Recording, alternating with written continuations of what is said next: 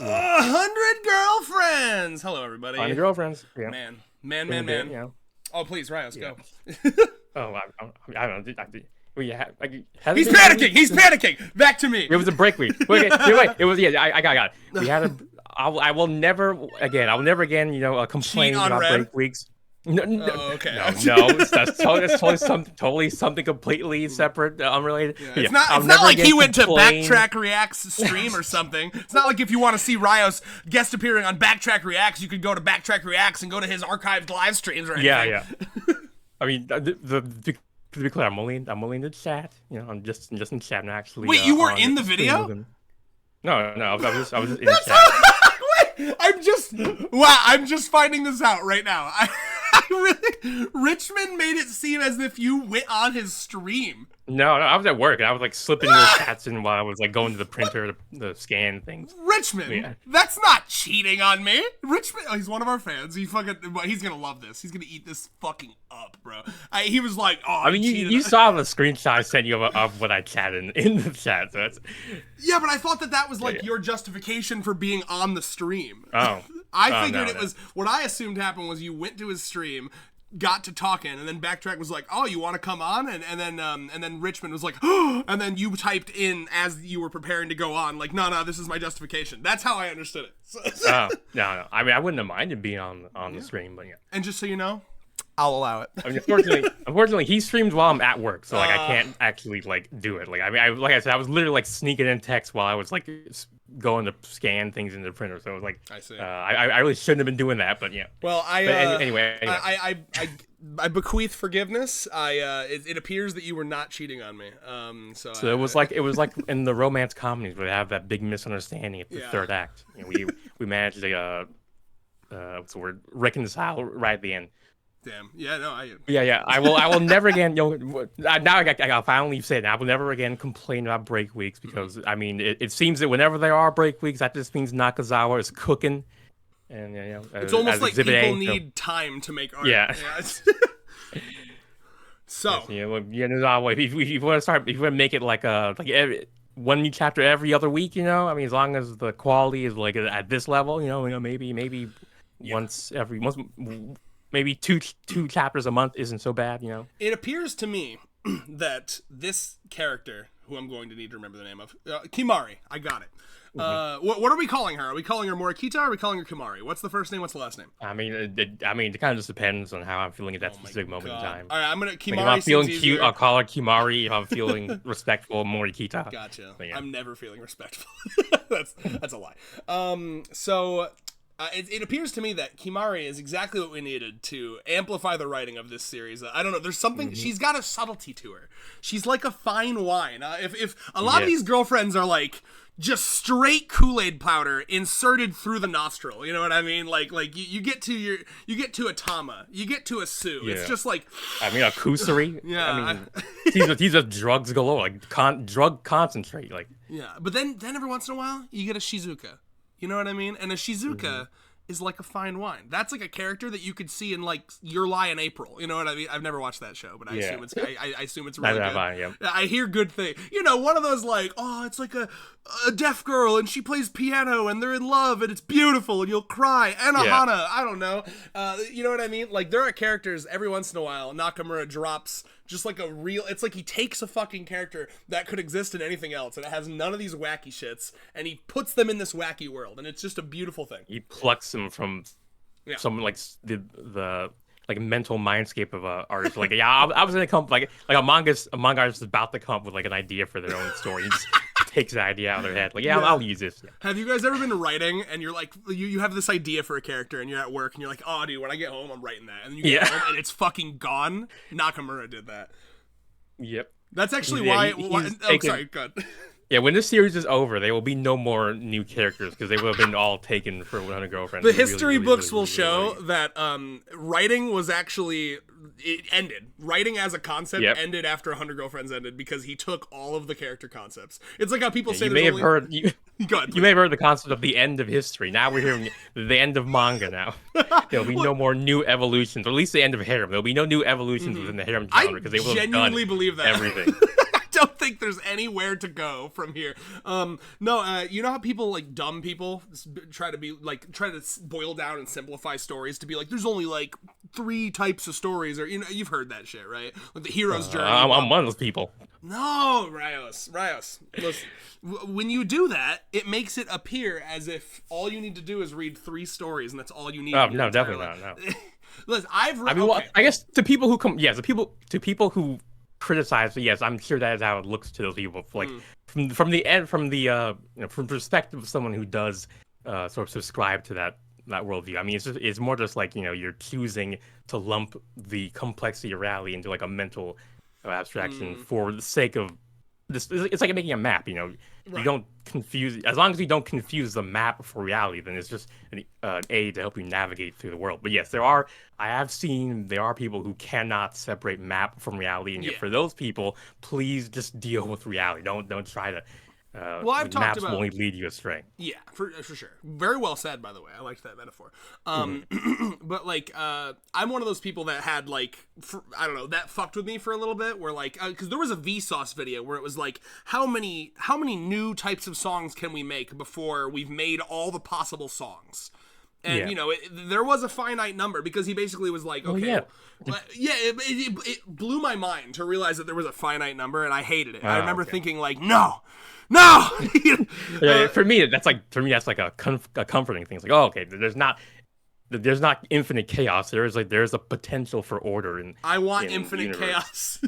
I'm very much like order within reason. Yes, obviously, I realize there's such a thing as too much order, where you like freeze everything down, and there's like everything's like dead and solidified, like you can't do anything interesting anymore. But I mean, I naturally see the world as chaotic and like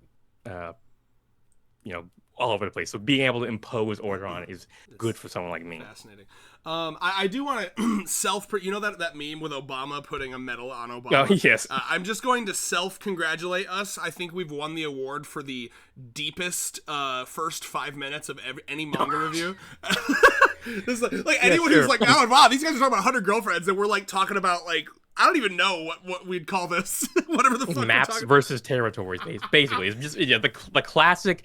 I mean, really, one of the oldest questions. Like, should we go with maps or territories? And damn. Yeah, we're different. Guys, when you watch the Chaos Squared 100 Girlfriends reviews, you're learning. You're learning. This is like a college course for free. I hope you know yes. that. It's like when psychologists, psychologist who reviews anime and stuff. It's like when he reviews anime, he talks about psychology things. When we review manga, we talk about like anything. Anything. Yeah, as long as we can tangentially slightly relate it to what's going on in 100 Girlfriends. Wow. Well, what a great intro. Where were we going with this? Do we have anywhere to? Where were we going? Okay. In summary, there are people that I ran into that would take that like idea of like, there's only a certain amount of stories, and then they would use that to justify why like it's pointless to waste your time reading stories, because they're all this literally goofy motherfuckers. Yeah, because people will be like, every story is predictable because they're all the hero's journey. It's like, no, man, it's about the details and how it's written and the anyway. Fuck them. Yeah, it's like we're all humans, and yet there's 8 billion different unique variations. So it's like, come on now, just because you can, like, again, it's they're confusing the mental category applied to things for the things themselves. But well, I remember as a kid, I had that. I went down that road until I boiled it down to like its individual molecules, and I remember like getting to a point where I was like, well, all video games are just moving colors on a screen, right? Like you could literally just you could ruin your enjoyment of anything by boiling it down and boiling it down and boiling it down, and like so I remember thinking like, well, all video games are the same because you're just pushing buttons and making colors happen on the screen, and then I'm like, wait a minute, all reality is just fucking dots moving around. So I decided that was a stupid fucking framework. I mean, it's so funny because like for me that was like a sort of amazing, like a cool realization, whatever. Like it is cool. Yeah. I mean, obviously, you can't really live your life like moment to moment within that framework, but I don't know. Like I treat it more like kind of like levels of zoom that you can go into if you need to. But yeah. Oh no, I'm not trying to cut you off. I was just saying, yeah. Oh no, I didn't really have anything. Oh okay. Yeah. Normally, if I have nothing more to say, I guess sometimes I do. I am a little vague about whether I have. But anyway, yeah. But yeah. Anyway, so I really don't know how we got into that tangent, but I think it was just because like classic chaos. Squared chaos, basically. Well, it comes back to why I love this series so much, is that it reminds me that, like, in a world where someone might say, I don't know, some dipshit might be like, there's actually only 5 different types of characters someone can write. There's the protagonist and the antagonist, and I could see someone doing that. But and meanwhile, all of these girls feel so different. So different to me. Even when they are similar types. I mean, hell, we see here. We have fucking Kishika. I mean, honestly, this chapter. The Kishika, Chio, and Himari date is gonna go hard. Oh yeah.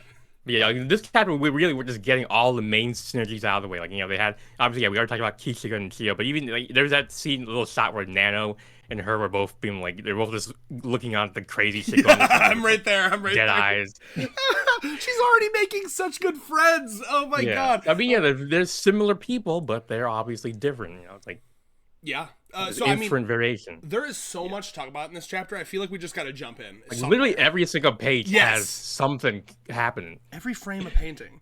Do we want to? I mean, we just got to jump in. It's the only way to do it, right? So. Yeah, really, right. All right, I'll try. Well, I mean, I love seeing the increasing size of the the army of the girlfriends, like the Roman phalanx or whatever. I was looking at that and trying to find Rin. Oh no, I see her now. Never mind. Yeah, she doesn't look as Rin loses a lot in this chibi form. I think it was hard for me to determine her. She's right next to Uto, right? Oh yeah. Okay, actually, I could not. I had a hard time. I assumed I would be able to see my darling Rin immediately, but then like 3 seconds later, I was like, okay, where the hell is she? Yeah, see, it really wasn't until you said it that I was like. Okay, yeah, there's. Don't worry, there's a better Rin for you. It's background Rin during the boomerang. Yeah, this was like the Molto Rino chapter, like for us Rin lovers, like. I really want to like screen cap this background Rin. You know how people have like the background like Tama where she just doesn't have, she's like really undetailed, and I want to give you I want to have this background Rin and just like give it to you as like a sticker. I felt so. I was like, God, I'm so pathetic. Seeing that little Rin in the background has me going like multiple. Ross, such a fucking simp for Rin. I love it. I can't even say simp because we all know that's it. It's not mediocre. It's not mediocre. Yeah, I'm what like simp stands for, right? Actually, no. It's been so long. It's just a word to me now. I'm no longer an acronym, is it? I believe. Wait, what does it stand Hold on, I'm trying to remember what the S and the I stand. I know what the M and the P are supposed to stand for. Hold on. I think it's simpleton idolizing mediocre pussy. Wow. Oh, yep. That's what it's called. But or suckers idolizing mediocre pussy. Well, okay, it's not mediocre. It's superb. I was gonna die. Yeah. Sorry, I was really excited. I'm still maybe a simpleton, but I will not allow you to like decry my girl Rin like that. There's not a pussy among. I need to stop. Yeah, amongst these girlfriends. Amongst all of the girls that I can legally comment on their pussies. Yes. I would imagine that they are like these ones right here in this shot where we have Natty and Momoha and Kimari. I would imagine that all of their pussies are superb. Yep. All the other ones I will leave for Rentaro to comment on when he feels brave enough to. when they are all of age. Oh my goodness. Oh, backing away from that. I do like how, okay, let's just start as much as I can toward in some semblance of order. So obviously, very funny for her to come up here, see 2 teachers and be like, oh, you guys are supervising this group. So for like a microsecond, she's like, okay, this whole time it was just a weird school club. Yes. And I need to backpedal fast. No. There's no dating happening. I was just, great. Yeah, and then they immediately blow their cover. Like, no, not even trying to. Yeah. Not even lying or trying to deny it. I feel like they must know that they're immune from the law at this point. Like, if they get arrested, Rentaro will break them out. He'll simply demolish the jail. I think they are complacent in that comfort. What's the point of even? Yeah, right. They know that. Well, I mean, once they get to 100 girlfriends, and they really will be like, it will be pretty difficult to. It'll be like a polyamorous gang or something like that. They have diplomatic immunity, bro. Yeah, they can make their own micronation. Oh, they're gonna declare independence. All you need is like 2 generations. Rentero's gonna put like 3 babies in each of these girls, and then each of those kids are gonna go out and have kids, and then he's gonna have like 1,000 people. It'd be Genghis Khan. He's Genghis Khanning the Japanese population. Yeah. And you know, you could either do he's going to declare his own micronation, or the Japanese government will be so grateful to him for fixing their population problem. Yeah, Shinzo Abe will emerge from his grave all like pristine from the love that rather not love, even just the children that have been born. Like, oh, this is what I was, what I was hoping for. This is what I was wanting. Yeah. Yeah. yeah, science. But no, I mean, I could see this manga ending with Japan being the first nation to. Well, actually, I actually don't know what the laws are on this. I'm sure there's plenty that like love when men have 1 trillion wives. But I like the idea of Japan legalizing polyamory because at first there'll be this big battle where the government's, I don't know, he gets sued, and I could see his case getting up to the Supreme Court of Japan. We talked about this, if that exists. Yes. But like, I love the idea of like towards the end of this series, them deciding to basically like pass a new law, and it could literally be like the Rentero law, and it's like a law that not only legalizes polyamory but promotes it because it was such a solver of their population issue. I mean, Japan is currently they've tried nothing and they're all out of ideas, so this would be a real step up from what they've been trying. I've never heard that phrase before. That's really funny. They've tried nothing and they're all out of it. That is a good way to describe it. Ugh. Yeah, I did not come up with that. I was barely able to remember the exact wording of it, but yeah, it's a great phrase for these sort of situations. Yeah. I do want to say too, on my way home from work, driving, it just came to me, but like you've seen that it became a meme for a while, but it's the actor who played Ant-Man, Paul Rudd. I don't know if he's on Hot Ones. I think he's on Hot Ones. He's on something, and he's like, look at us. Who would have thought? Not me. Have you seen that video or no? No, I don't think so. Oh, it's so good. I wonder how I almost want to play it and then like send it to you. Whatever. If anyone who knows that is like the situation that the 3 teachers are in right now. Right. Like, look at us. Who would have thought? Not me. The delivery is so good.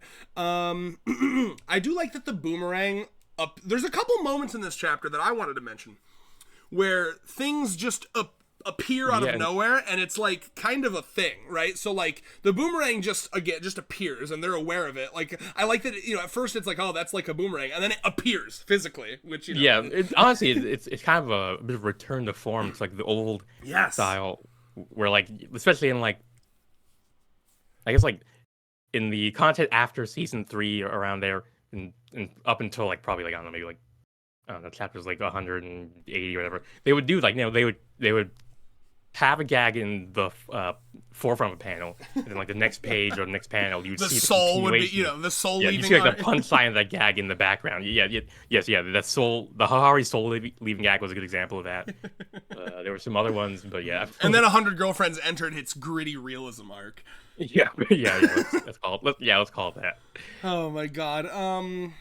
But fuck. What? I feel like there was something. Oh yeah, and then the other thing in this chapter that's like kind of like that, where like reality just alters and they're like aware of it, is like, because at first I see them this outfit change and I'm like, where did they get these outfits? There wasn't like a moment where it's like, oh, I brought these outfits. They just they did a literal jump cut, and then so I thought that I was like, oh, it was like a jump cut, and then like confirming that it was a jump cut because Hahari is like surprised. Like, she's, like, in the middle of she's setting up the jump cut. She's like, and new outfits. And then she's like, why am I in one? Which confirms in universe that this was a jump cut for that. I mean, how many of them are jump cuts? Like how many scenes we thought were, just time skip. In universe time skips are actually just instantaneous jumps from their perspective. And they're just, like, used to it. You could write a really interesting, like, story about like living in, I'm sure someone's done it, but like living in a sitcom, but like you're aware of it,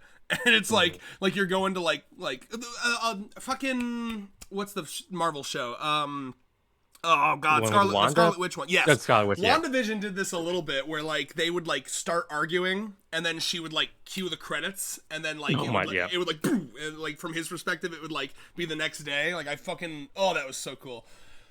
There was a funny little thing with those Disney Plus Marvel shows where like they would start out with really unique, interesting concepts, and then like you could tell the like Disney Marvel mandate to the creatives was like, okay, but it has to end with a big, boring Marvel battle. So every single one of those shows, you have to make it less creative so that the audience can like understand it or whatever. Yeah, because I remember WandaVision was really interesting, and then the last episode was like a shitty CGI battle, and I was like, oh, well, that doesn't really fit kind of the vibe of what was going on with this show. But yeah, let's see. I also love that. Okay, we have to talk about Hahari and Hikari here, right? Because her being like, well, actually, there's no weird power dynamic here because we were dating before I was even the chairwoman. Not mentioning that she became the chairwoman to chase after him, right? Yeah. So, and then of course, oh god, please. And he's still like twice his age either way, so it's like. Oh. And then rare Hikari. I feel like it's been a while since she's mentioned this or had a problem with it because it's it's just so normalized for her now. But Hikari coming out and being like, yeah, also, we don't talk about this enough, Mother, but it is still kind of weird that you're dating my boyfriend. Like, I'm cool with the polyamory, but it is a little strange. Yeah. Right?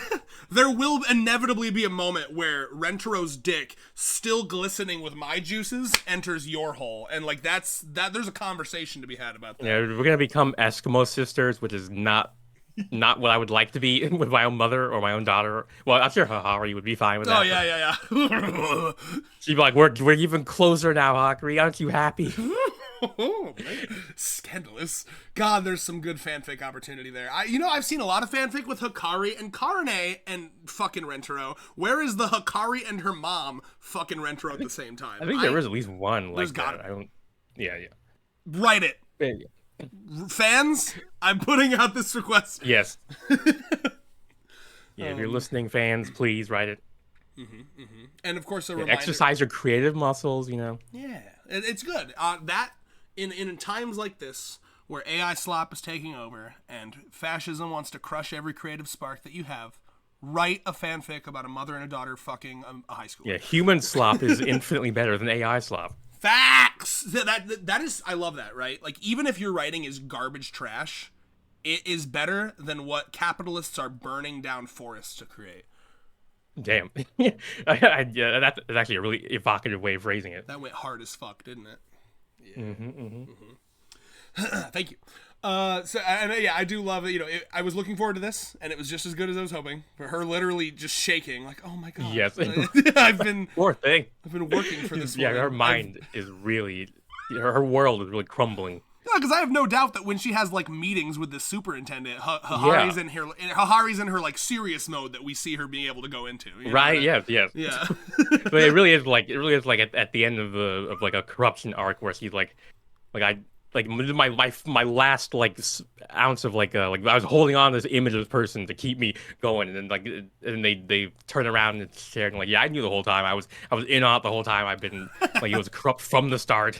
God, dude. It's like just given at that point. He's given to the debauchery. The crazy part too is she hasn't even seen Hahari like do her pedo shit yet. My God, yeah. It's assumed because she's in a polycule with a high schooler, right? And of course, there's a weird dynamic with Kimari because Kimari knows more than any of them. Kimari is aware of how wrong this is, but she can't. You guys all need to understand. Everyone else loves Rentero and like they're here for it and they don't care about the law. Yeah. They don't care. She is like acutely aware of the jail time, of the morality of the situation, and she's still here. Do you understand? That makes it even better for her. It does. Well, yeah, so she's clearly into that, but also I just feel like she must be really in love with him. And also, I mean, like, we can't discount the horny aspect, right? I mean, the horny is keeping her hair. Her legs walked up those stairs when her mind was saying no. You know what I'm saying? Yeah. God. All right. Please, I've been yapping a lot. Please, what would you like to speak about? Let's see. I mean, I do like this little moment here where Kishika is just being all like she's talking about like don't be bad mouthing Miss Morikita. Yes. Like I my really like impression their was she's dynamic. always and then in the background there's Mary being like, who's talking? Like, I don't know. He doesn't even look at her. He's just listening like just quietly without looking at her. He's just Bro, yeah, just thinking. she's throwing such shade, but only in her Yes, mind. yeah. She's very polite like that. I like that Meru is like, yeah, out of all of them, I feel like Meru is very willing to like, I don't know, like say some shit. I guess she didn't say it out loud, but I feel like Meru's got a lot of thoughts up in her head that are like, Yes. this bitch. She keeps right, like she doesn't want to spread despair, so she keeps a lot of she's like the person who's like, yeah, we're all gonna die, but I'm not gonna tell anyone because I don't want them to be like, I don't want them to panic. I want them to enjoy the last like hour of their lives. I am thinking very often about climate change, but I can't bring it up at every dinner conversation because it's a downer. So that's actually like a real experience for me. When I was a kid and I would see like those Nat Geo article or documentaries about like what would happen if the Mount St. Helens or the Yellowstone thing exploded, or what would happen if a meteor hit the Earth. I didn't know what like airplane condensation shows were, so I would see like I remember I have this vivid memory of us like driving somewhere one day, like I saw like the airplane condensation shows. I matched like, oh, it looked just like the meteor from the thing. I'm like, oh, I probably shouldn't say anything. Like, if it is a meteor, then we're all gonna die anyway. So I just shouldn't say anything. If it's not a meteor, then we won't die. So I was like wow. 6 or 5 or something. My man was 5, and he had already mastered like the Buddhist like. I don't know. He disattached from his fucking like mortal coil. I mean, you can't do anything in that situation. Yeah, like, but I'm not. I'm 6. If I'm 6, I don't know if I can't do anything about it. When I'm 6, I probably thought my mom could single-handedly stop the meteor because like yeah, maybe, but I'd seen the documentary. I saw like once it hits the atmosphere, it blows up everything that side of the hemisphere. Yeah, so like you're dead before you even know it. So it's like even better. Like damn.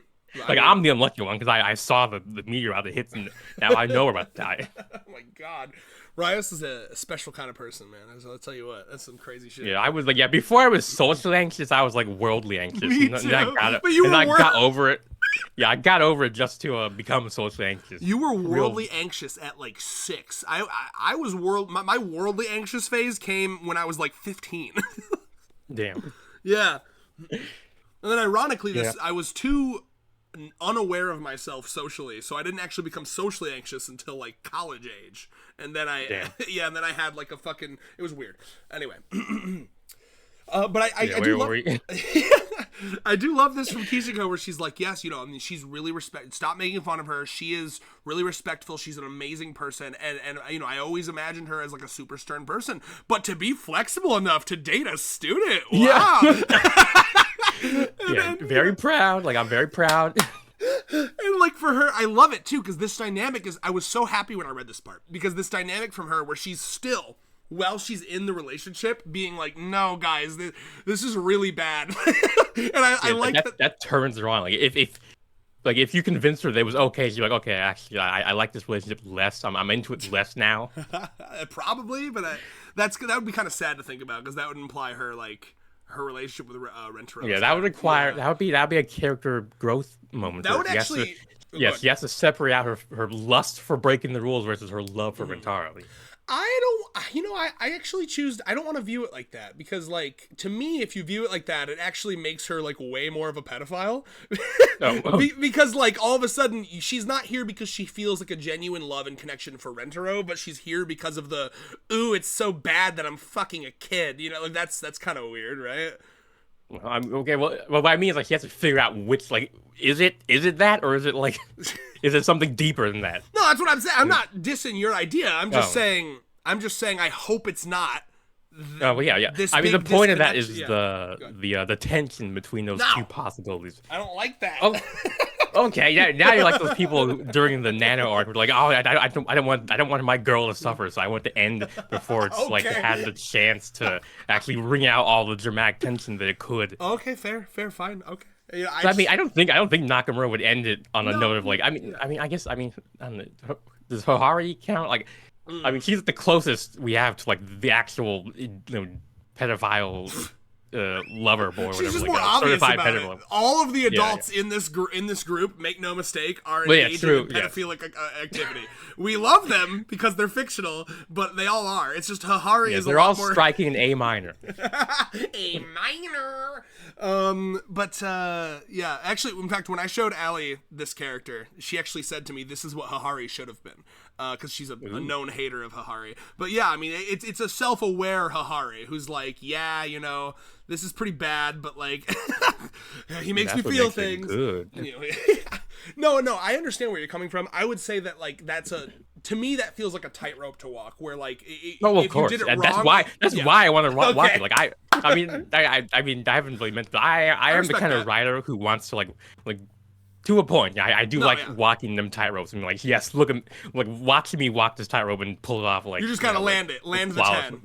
Yeah. No, for sure. Yeah, because I think if that was done incorrectly, you could really ruin her character. You know what I'm saying? Yeah, That's it's just because I trust Nakamura so much that like he'll be able to walk that tightrope. He'll make it look, you know, like a piece of cake, you know. Okay, yeah, I'm down. Also, I would be remiss to not mention there's actually a really nice boob squish going on in this this Wow Hot panel, which we'll get to Hikari saying Wow Hot. Yeah. But I mean, there's actually it's a nice little boob squish. It's a subtle one, but I like it a lot. You see what I'm saying with her arm coming up? Yeah. That's nice. Oh yeah, like it's just sinking in there. Oh. Okay. And then Hikari, bro, embracing the lesbianism. It's harder than we've ever seen her. Right. I mean, Hikari is just like she loves, you know, dirtying the pure one. Like we saw it with her and Matsuri in that One Day Life. Like I mean, like her favorite tag is almost certainly corruption. That's probably, by the way, that's probably one of the things that she enjoys so much about the Rentaro dynamic, right? She wants to be the one to get his cherry. She wants it. Oh, yeah. Yeah. She wants to dirty him and to have him dirty her. Ooh. They can dirty themselves together in debauchery, whatever. Hikari does have to be the first. I feel like Hikari deserves the first wienering from Rentaro. I mean, yes, she did confess first. I mean, Karine, I mean, I know that you have deep feelings about him, but you know, you should have been a little less sooner right at the beginning, and then you could have been the one getting the first wienering, popping his cherry first. Yeah, yes. Have you ever seen those TikToks? Like it was okay. So the stage one of these TikToks is like you know, he just blew my back out and now he's playing with his Lego figures or whatever. Oh yes. Yeah. And then I saw another stage two of these is baking him a fresh plate of cookies because he just gave me a delectable wienering or whatever. Okay, yeah. It's like the reverse. Like, so like, oh, he gave me a wienering, so now I'm going to do something nice for him. Yeah. Yeah. But I mostly just like the phrase wienering. Yeah, wienering, yes. Yeah, you're getting that nice kielbasa, you know, nice sausage, that meat log. Yeah. Wienering kind of, it invokes flaccid imagery though, doesn't it, right? Yeah, it's just a kind little of like floppy. Yeah. And maybe, you know, he's a little half chub. He hasn't gotten all the way up there. Yeah, that's an interesting point in the flaccid to erect pipeline spectrum. Yeah, not enough attention is given to the half mass penis. The half chub. Yeah, there's a lot that goes on with half chubs. I won't elaborate. And you can pull out the line, just ain't my final form if you want to get silly with it. You know. And I think this is a good time to mention too that when Shizuka saw Rentaro's elephant, he was no doubt flaccid. Like there's no doubt he was terrified. I mean, unless he had a fear boner, but no way. He was also in like a warm ass hot tub. My man was flaccid, so he's a shower, bro. He's fucking he can helicopter that shit.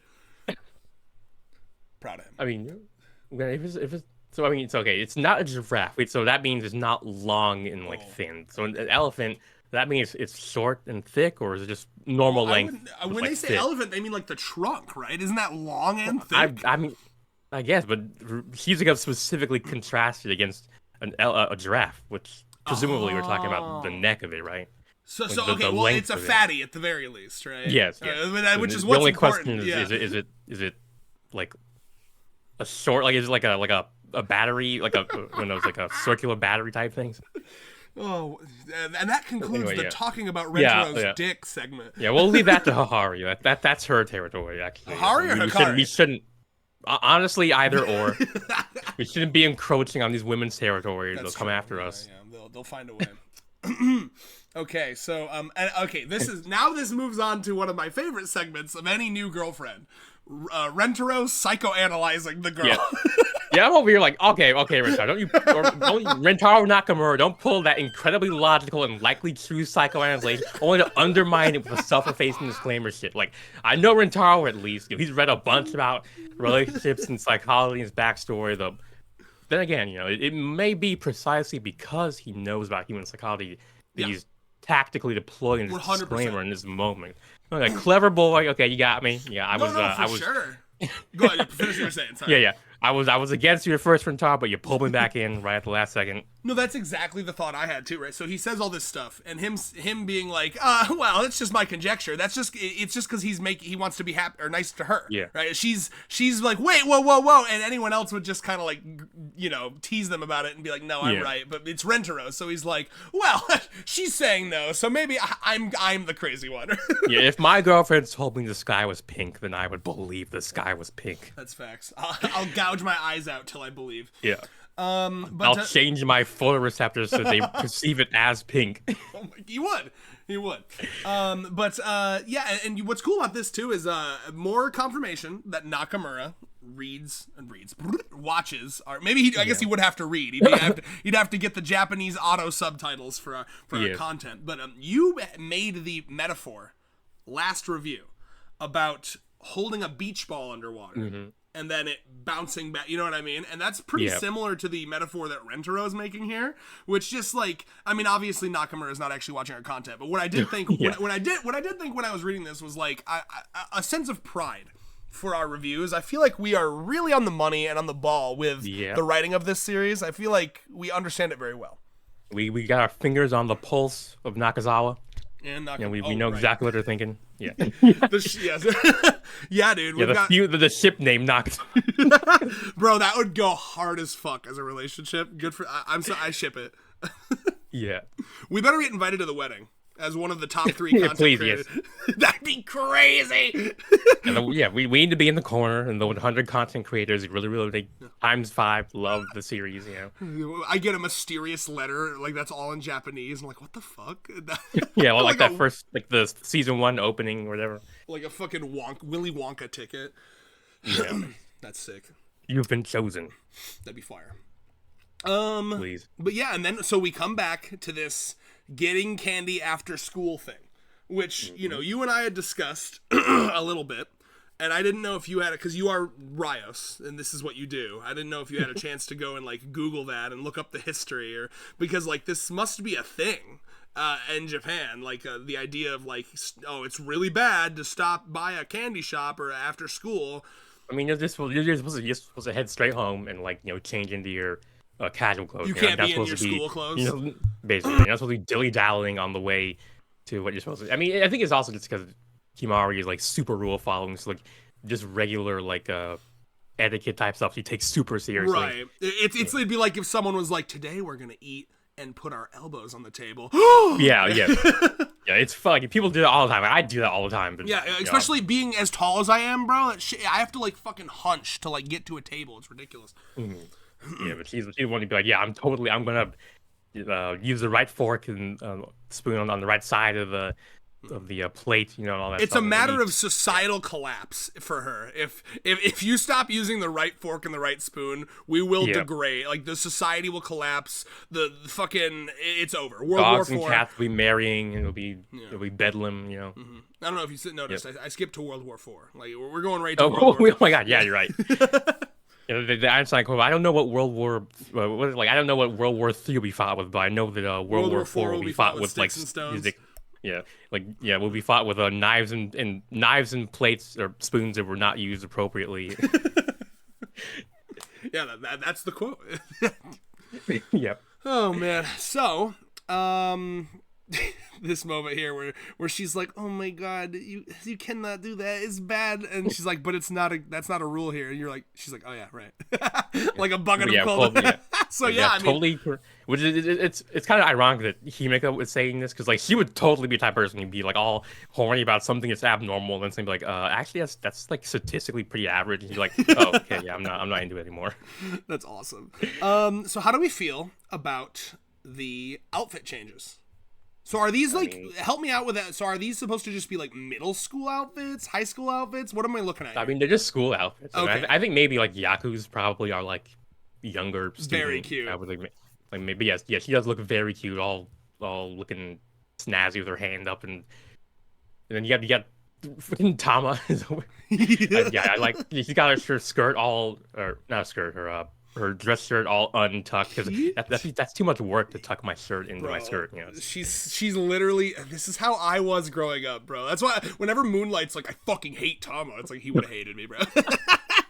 Damn. Fucking also, I need to know if this joke is what I think it is. When Momoha says, "Looks like we're lining up to what serve," kind? Does she mean? I mean, I took that in like a she's gross, serving dirty cunt as always, but I'm trying to figure out what kind. I took that as there's like a, let's be real. There's a big there's the market Enjo Kosai thing. Well, there's a you big. See all the do. Sorry. Oh no, go ahead. You see in all the dojin, they always have those usually two school like, uniform tag. Yeah. Well, it's more specific, like the ones that's like it's those usually like two like yaru girls who like find some hapless salaryman after like the day, and, like, oh, like you want to come to us, we'll love hotel, and do some unmentionable stuff or whatever. So that is exactly what I thought she meant. So yes. like, which is, I mean, kind of fucked. It's a little dark. I don't know. Like the fact that she's one of their teachers. And the first thing she went to is like, "Oh, look at us all dressed like high schoolers. Looks like we're about to go have sex with older men for money. Am I right?" Yes. And Kimari like, no, I don't know what you mean by that. I love how done she looks. He's like, what the like? This is her first time getting the getting thrown headlong into the antics of the Rentaro family. So this is really also like, her first jump cut. Happening. Yeah. That's basically what I meant. Like she got jump cutted, and she's like, why am I in that? What was that?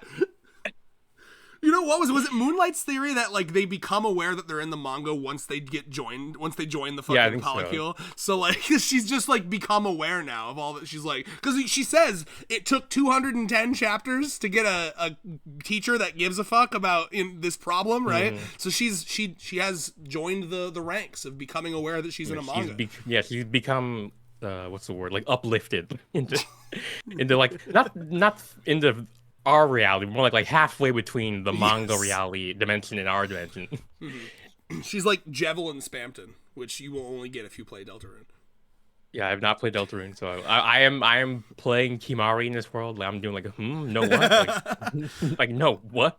Javelin Spampton. So all the secret bosses in every chapter of Deltarune are characters that have discovered that they're living in a game, and they all react to that in different ways. So Jevil reacts to it with a like, "Oh, nothing matters, so everything's a game," and he goes insane. And Spampton reacts to it by basically being like, "Okay, so I'll escape this reality, get to the real reality, and take that over," right? Damn. Yeah. I mean, go off, king. Oh yeah. And or queen, and or the emperor. He was a king. They were both keys so far. Hopefully we get a. Okay. Well, the main villain of chapter 2 was a Goral, but she wasn't the secret boss. She wasn't aware that she was in a game like the other ones were. Damn. That's it. Toby Fox's. Yeah, she was a queen though. Her name was Queen, and she was a queen. Ooh, nice. Yeah, Toby Fox. His writing style is like 70% of his games are like goofs and gaffs and like lay epic Doge meme, and then like 30% is like the most serious shit you've ever. It'll be like, "Oh, the dog exploded. Isn't that silly? Skeleton, funny, wacky skeleton man." And then it'll be like, "You ever wonder why we're alive?" It's like, oh my god. Yeah, like that dog had a family. You know. Yeah, dude, I love that shit. You meet the family like halfway through. Yes. Game, like they're like crying at the grave, and you're like, who killed him? Yeah, like whoever did that must be a fucking monster, no soul at all. Literally. Like, I'm gonna walk away very quietly right now. Oh my god! Like, yeah. So do you know in Undertale, you I'm taking this opportunity to gush about Undertale. I fucking love that game so much. So like, obviously, it presents itself as a normal RPG. You have level, right? So it's like LVL. Level, so then you can level up, but you only level up if you kill, right? If you do pacifist, you stay level 0 the whole time. And at the end of the game, Sans reveals to you that LVL stands for level of violence. Oh, which I love that fucking reveal. It's like, oh yeah, you thought that meant leveled it? No, dude, that was tracking how violent and fucked up you were. And then what else? There was some other acronym too, just like that, where it was like this could measures your capacity to hurt, basically. I was like, oh my god. But yeah, great game, great set of games. Yeah, really turns on its head the normal instincts you have as a player in the world. Like, it's like, yeah, why are you just indiscriminately murdering everything you come across? Huh? Like, isn't it actually kind of a weird thing to do? Like, exactly. When you think about it, I love it. It's so cool, and he like gives every single down to like the random slimes that you would get in like a RPG. He gives them all like goals, ambitions, dreams. Like, you know, like they're all like super personable. Last thing, because I think it relates to that. One of my favorite memes is have you seen that video of so obviously there's one GIF where it's like a guy playing piano and the piano's on fire. You've seen that, right? Yeah.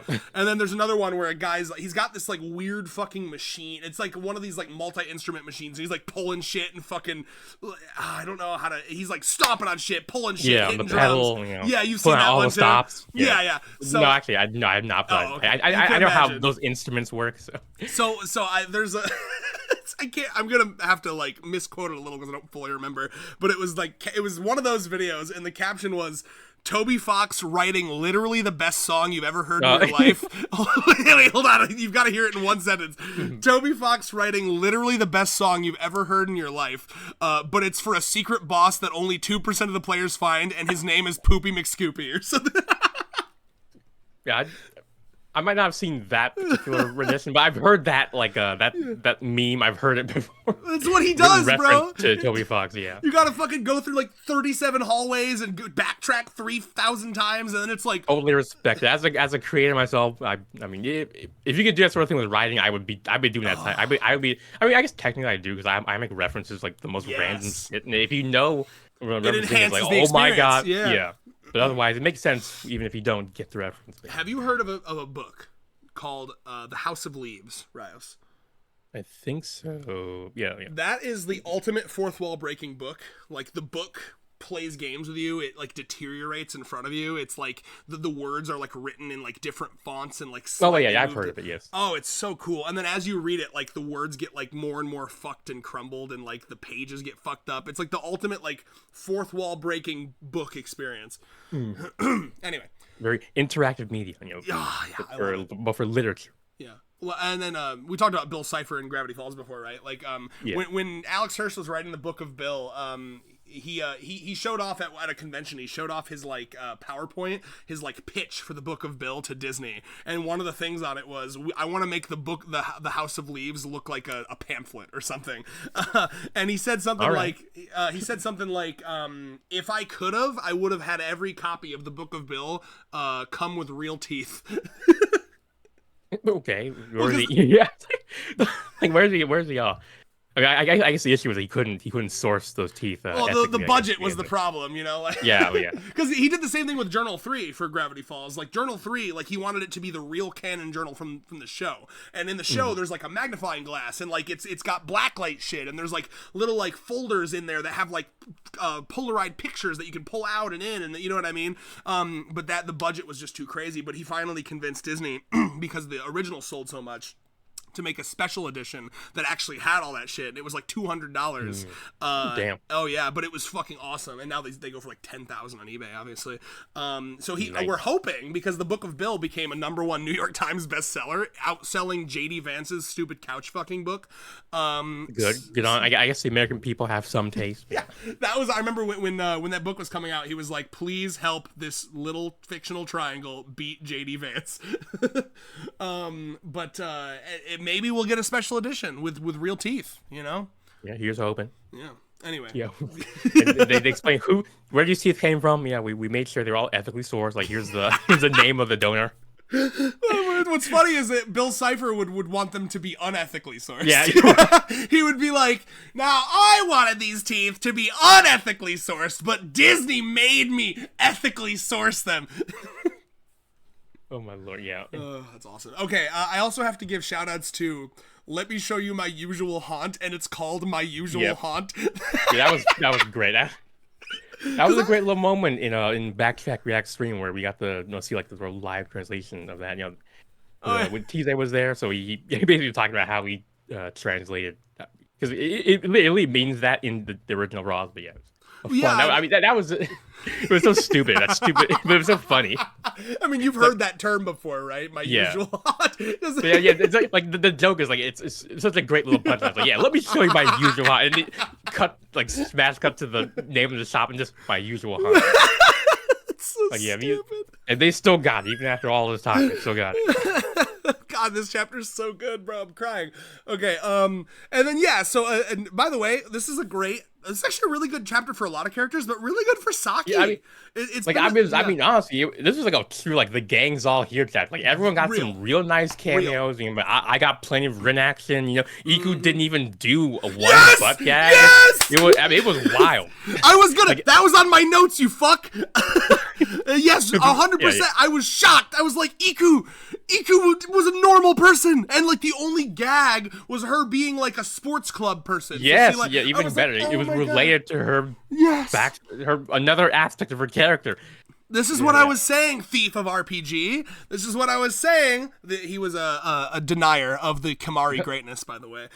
He's come around, though. He's come around. But this is what I was saying, okay? Her presence as a character is going to make the whole manga better. Because her rule orientation is causing the whole story to... because the story's coming up to standards now. They were getting a little too crazy, but she came in and she's like, yeah, we're gonna have to clean you guys all up. It's kind of like what Chio tried to do, but like this is like a more subtle version of it, basically. She wasn't annoying, or she hasn't been annoying like Chio was when she first showed up. Yeah, Chio was too immature. She couldn't handle it. They need like someone who was like thrice her age to actually pull it off. That's crazy to think about. Almost goddamn near thrice her age. But sorry, I'm gooping. I actually don't think she is, now that I think about it, right? Because what is Chio? Wait, is she 12? She's 12. Oh, geez, hold on, let me... 12 times 3. Yeah, that'd be like 30. Okay, yeah, I mean, she's like... Yeah. So yeah, she's actually not even close to thrice her age. She's 2.5 her age. I'll say that. She's 2.25 her age. Yeah. But, this is a really good chapter for Saki. Oh, no, I wanted to finish my thought. Okay, so with like... She is going to make this whole series better because she grounds it, right? It's a weird concept to, like, wrap your head around, but the fact is that in order to enjoy chaos, there must be order. It's yin-yang, It has to be contrast. Yeah, exactly. Yeah. I'm sorry. I didn't mean to cut you off. Go ahead.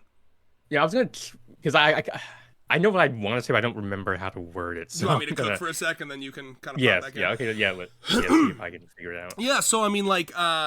I remember one of the first times I learned this was I watched a video. I'll have to find who did this video, but I watched a good video on the problem of like power scaling creep in Shonen. And like it talked about how it was comparing how Oda does One Piece to how Toriyama did Dragon Ball Z. And how with Dragon Ball Z, it ran into this issue with like feeling the need to constantly escalate the threat.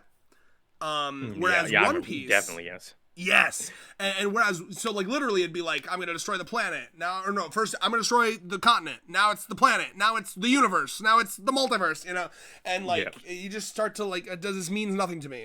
Doctor Who has the same problem. Every goddamn other episode in Doctor Who, it's like, the Earth's going to blow up. Like, I don't fucking care.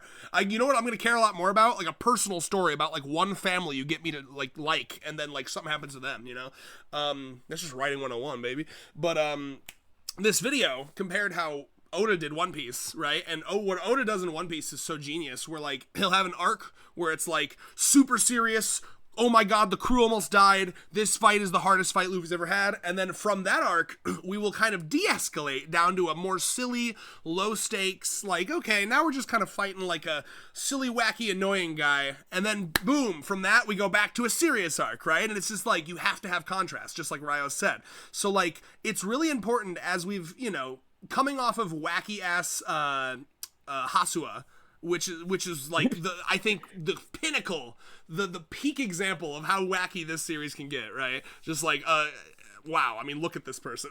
You know what I mean? Yeah. Like, if you put them all in, like, a fucking detective lineup, I think she's gonna, ironically, because she is a detective. Oh, yeah, right. But you know what I mean? It's just nice. To me, it grounds it, right? And, like, what makes this series so good when it has wacky antics is seeing people that aren't used to wacky antics reacting to wacky antics, right? So we need more straight men in the story. Yes! We got into a point where there've been a few too many funny guys, and we're starting to get tipped. Yeah. Fully agree. Yeah, now I think about it, like the last couple girlfriends really were like none of them were particularly silly wacky. Like well, no, none of them were like well, the straight men role. Like they were all pretty much like like. I mean, even Nemu is pretty like because she goes into sleep mode and it's like wah. Actually, that's actually a nice. Yeah, this is actually a much needed bit of like balance that the story got. Yeah, and to me, it feels like she's a really, when they say like, oh, this character's a really good contrast for this character. Like, she feels like a really good contrast to like the whole polycule to me, because like now we have someone here to constantly remind them how weird the thing is they're doing, but that makes it better. Right? Like, it's the same, to me, it's the role that Usopp plays in One Piece, right? Everyone else in that crew is a bunch of freaks that are, like, completely, like, numb to all the crazy shit that's happening, and Usopp's there to remind them how crazy the shit is. Like, they're fighting a guy who can turn into fucking sand and, like, fucking cause sandstorms, and Luffy's just like, I'ma fucking kill him. And then Usopp's like, guys, he just caused a fucking sandstorm as big as a continent! Am I the only one freaking out over here? Yeah, exactly! That dynamic. So now we have Kimari with the ability to basically just remind everybody, like, hey, as a reminder, guys, this is highly irregular, highly illegal. Karane and Kurumi used to be that role, but they've been in this thing so long they gotten used to it. It's normal to them now, so they can't call it out anymore. Well, it's like when they did do that a little this chapter, but yeah, they're too used to it. They're no longer like the reactions are no longer like they're doing it because they've been doing it. Like they're not actually emotionally invested anymore. Karane and Kurumi got AOC'd. You can't be a rebel from inside the system. For the record, for the most part, I do like AOC, but there's an argument to me that she's lost her edge, which inevitably happens when you're in the system. You get sanded down like a rock in a tumbler. It's kind of it'll happen to it happened to me. I'm one of the reasons I know I couldn't be like an epic leftist like rebel and get elected and like actually like stay to my morals is because I'm like a chronic people pleaser. So I would go in there and I'd be like, well, but I don't want to make Nancy Pelosi mad at me. Really? Yeah. That came out a little too honest. I didn't. I'm like, seriously, the person who like literally like basically cucked AOC from the so I'm making a reference to what AOC called Nancy Pelosi like Mama Bear. You don't remember this? No, well, yes, I know that she's like sort of the kingmaker in the Democratic. So that was the joke I was making, is that AOC kind of did that, where she went in and she was like, well, we're more likely to get stuff if we kind of like make friends in there, and there's an argument. Anyway, this got political, political than I wanted it to. Oh yeah. But no, so obviously but I want to defend myself because you feel like you're maybe disappointed with me. This is why I'm saying I can't be a politician, because I don't trust myself to. I just like people to like me. It's really important to me. It's unfortunate, like this is, you want to know what motivates me at my job? Not fucking, I don't want to see the name of the place I work as little as possible. I know I've done it before, but I don't want to like, I don't want my managers to find it, this video or whatever. I don't care about like the company or like, our quarterly goals. What I care about is not pissing off the boss. You know what I mean? Like I'm really, I don't know, sensitive to that. I mean, I do tend to have like, that is something I know about myself and that I'm annoyed about, because I do tend to be like, like, I mean, like I could quit my job early, but I got, my contract got extended and I'm in the middle of working on kind of a year-long project. Like, I don't want to end it in the middle of the project. I mean, I want to at least get like 90% done it before I leave. But I mean, it would really be good. It'd probably be good for me if I left a little earlier. But that's all I'm saying, though, is that the responsibility shit. Like, I need to be less responsible for my own sake. Yeah. Well, all I'm saying is I'm hyper aware of my weaknesses, right? Just like someone who comes from an alcoholic family is going to be like, I'm staying away from that. I know that I wouldn't be super effective being an elected representative, because obviously I'd still have my beliefs, but I feel like I would be really, really affected by, I don't know, the schmoozing effect. You know what I mean? Like where you start to talk to people and then you don't want to make people mad at you. You know what I mean?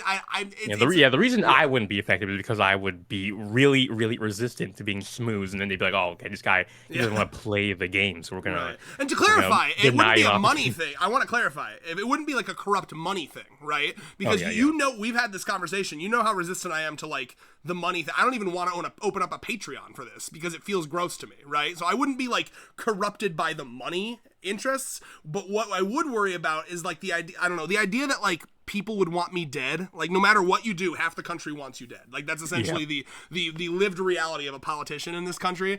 I couldn't deal with that like mentally. It would break me. I'm as too a much black of a people person, pleaser. I'm too used to it to even care. Yeah. As a minority, I can't relate. I was watching Nazi articles about skinhead, like racist skinheads as like a 8-year-old, so I'm totally used to it. Dude. Damn, dude. Yeah. No, I'll be the first to admit I grew up a little sheltered, you know. So my woes are much. I mean, less... yeah, it's hard to not be sheltered as like a white person. Reality, our society is basically built to like shelter people. It doesn't help anyone. It doesn't help the white people who get like what's the word? They get like reality checked by basic reality shit when they're like in their 20s or whatever, and the rest of us have to like deal with getting the scraps from the table or whatever. But yeah, I'll give you my anyway, where were we? I'll give you my scraps, Rios. Yeah. Yeah, thank you. I did want to mention you are. No, yeah, so I did really like Oh no, please go ahead. I did want to say something about Saki, but go ahead. Oh yeah. We'll finally get to that. But I really like seeing on that big two-page spread. We get a little more of the development of Aira and May's relationship, because oh yes, it's very in the background, but that was in my notes too. I'm glad you brought that up. Of course, Mai is lesing out. He's less as fuck as always. Yeah, she's just happy to be here. She honestly, Mai is willing to sit in the cuck chair for this. I think. Yes, he would love it. The honor of sitting, the honored cuck chair. Richmond, make me an honored cuck chair meme right now and put it in the Discord. And I need a picture of a cuck chair, and then I need like a little corner, like as if it's like a news station, and it's like a live May reaction, and it's like her little face, and it says the honored cuck chair. That's what I need. Thank you. Damn. Yep. Okay, so Saki. This is a really good chapter for Saki. It just reminds me how short she is. Really, really like this dynamic because it's so good because she's 18. She's one of the oldest. It's hard to remember this, but she is actually. I could have included her in the superb bussy conversation from earlier. I forgot about that. It's crazy to think about. And then you have her at the candy store, like Miss Candy Lady, hoi hoi. Yeah. And I just that's so cute, bro. I'm gonna show them. And Meme they're just watching on like adoring parents, basically. I'm gonna show them exactly how cool I am and how everyone knows me at this fucking candy store, and they're gonna know that I'm the fucking coolest senpai ever. I mean, fair. Like, I mean, you're a regular there, and they seem to like you. So I mean, that's actually pretty nice. I mean, not everyone can say that. Some people are Karens, and that's true. The shop owners know them for the wrong reasons. I mean, thank God. Saki, she could be a Karen given her Napoleon complex, but she's actually pretty. Despite that, she's pretty well adjusted. Once again, that's the Nakamura difference, right? Like she could have been written in a very unlikable way, but they locked in, So because I remember we were talking. I remember when he came on the scene, I brought up the whole some people have a social dominance the Napoleon. thing. Like that. Because I remember we were talking about the social dominance score or personality thing. You're like it's basically just like am I an evil person or not? I mean, in that scale, she would be off the charts basically. But despite that, she's a pretty decent person. It's because she's a short woman and not a short man. Short men. Oh boy. I mean, Karens exist for a reason. We talk way more about Karens than but Kyle. it's not because they're short. I'm talking I guess there's a whole dynamic. I'm sure there's probably some what's the word like reaction against patriarchy kind of thing. It's you're short in the social power sense, and that causes. I see. Maybe, perhaps. Now I'm actually talking out of my ass. I have no theoretical backing behind my. I mean, Ryo's talking out of his ass is one of the best segments on our channel, I think. All right. You disagree? No. I mean, I know normally you don't talk about your ass. Well, I mean, you could do that more often. No, I know normally you don't talk out of your ass. You come with pages and pages of research. Yeah, that was something I just came up with basically on the spot. I don't really have any. I haven't watched any 3-hour-long video essays or read any gone on any wiki walks about it. I'm gonna tell you something that's either going to destroy your entire reality or come off as a very big compliment. And I want you to know that it's meant to be a very big compliment. You talking out of your ass and you talking with hours of research sounds exactly the same to me. And what I mean to say about that is that you are a very intelligent sounding person. So that's just because I've read so many and watched so many of those sort of things that I can, in the moment, just create, recreate the language of that stuff, regardless. I have to keep that in check. It's like I can say random bullshit as if the power you wield. I will just believe whatever you say at face value. Yeah, I can just Jordan Peterson it just out the wazoo. I have to check myself. Okay, wait a minute. What backing do you have for that thing you just said? Up yours, woke moralists. Yeah. Do you remember when he said that? Yes, he was trying real hard to be hard. Basically, he was doing a Saki thing where I rebuke he was trying to sound. He was trying way too hard to sound edgy and tough, and just ended up sounding goofy as fuck. Literally. So, and then another great dynamic here with her being like, no, I'm the adult. To me, this feels like her attempting. I'm trying to figure out how to word this. You know how people kind of make bargains with themselves to feel better about certain things? Like we talked about the joke with hentai where it's well, it's not cheating if it's in my ass, right? This is her being okay, you know what? I feel better about this if I'm at least playing my role as the adult and covering the expenses. And by the way, Rentaro being willing to cover everyone's bill, man has money.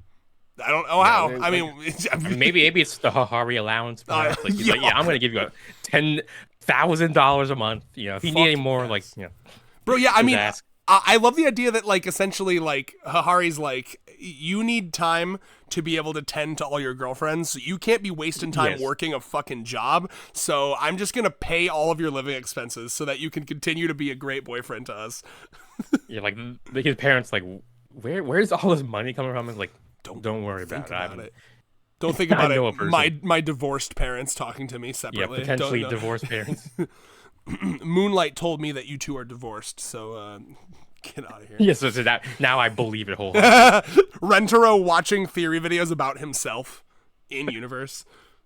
I mean, honestly, that's how. Because I remember during the whole birthday scenario with I don't remember who it was, but they just decided everyone's birthdays on that, in that moment. God, so what a nightmarish.